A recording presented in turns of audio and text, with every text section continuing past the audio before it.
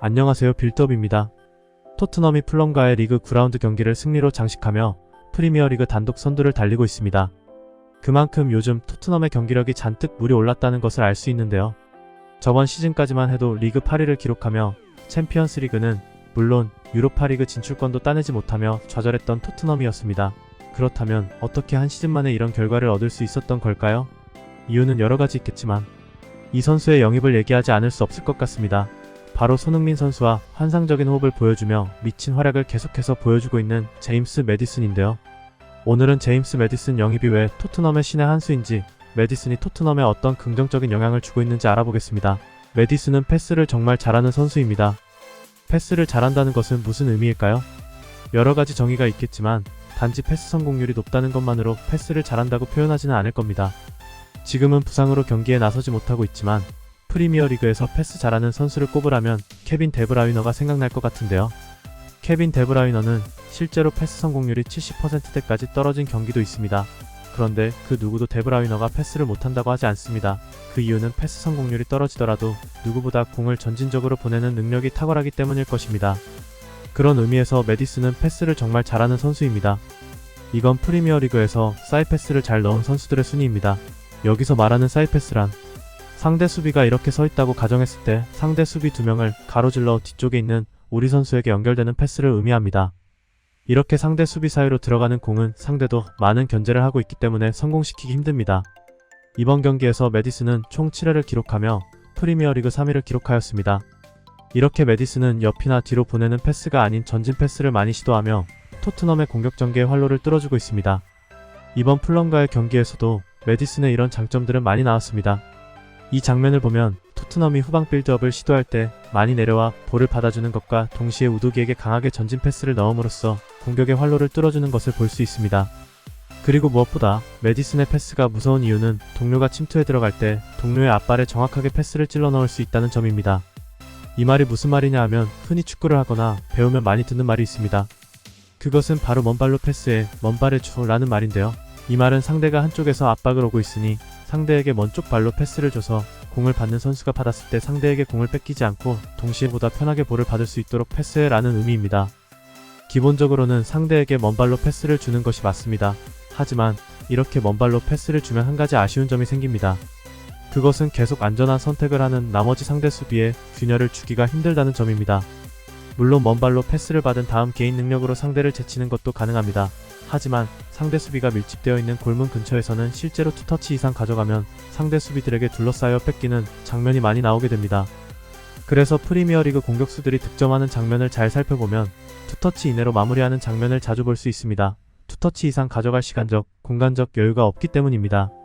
이럴 때 필요한 것이 침투하는 동료의 앞쪽 발에 공을 맞춘다는 느낌으로 강하게 패스를 할 수 있는 능력인데요. 이렇게 패스를 하면 1차적으로 패스가 빠르고 강하기 때문에 상대가 패스를 뺐을 확률이 줄어들게 되고 침투하는 동료가 첫 터치를 잘 해놓기만 하면 바로 다음 동작을 슈팅으로 가져가며 득점을 노릴 수 있게 됩니다. 매디슨은 패스 능력뿐만 아니라 직접 공을 운반하는 능력 또한 뛰어난 선수입니다. 이번 시즌 토트넘이 저번 시즌과 달라진 점 중 하나는 직접 공을 공격 진영까지 운반해낼 수 있는 미드필더가 생겼다는 점입니다. 이 장면처럼 첫 터치를 통해 상대 선수를 벗겨내고 올라가는 장면이나 개인 능력을 통해 한 명을 제치고 올라가는 장면들을 이번 시즌 토트넘 경기에서 자주 목격할 수 있는데요. 그럼 미드필더의 공 운반 능력이 왜 중요하고 경기에 어떤 긍정적인 효과를 주게 되는 걸까요? 축구는 11대 11 경기입니다. 하지만 많은 선수들이 축구는 1대1 경기라고도 자주 말하곤 합니다. 그 이유는 포메이션상 경기를 하며 자주 부딪히게 되는 상대 선수가 있기 마련이고 그 선수와의 경쟁에서 이기느냐 지느냐에 따라 경기의 흐름이 많이 좌우되기 때문입니다. 그런데 공을 전진적으로 운반하지 못하고 계속해서 사이드나 뒤로 공을 보내는 상대를 만나게 되면 수비 입장에서는 너무 편해집니다. 다음에 이 선수에게 공이 가도 사이드나 뒤로 보낼 것이라는 것을 자연스레 예측할 수 있게 되고 그에 따라 압박해서 공을 뺏어내기 쉬워지기 때문입니다. 그런데 공을 앞으로 운반하는 능력이 있는 데다가 매디슨처럼 순간적인 첫 터치로 수비를 속이는 능력을 가진 선수를 맞닥뜨리게 되면 수비 입장에서는 다음 플레이를 예측하기가 힘들어지고 자연스레 압박하기를 망설이게 됩니다.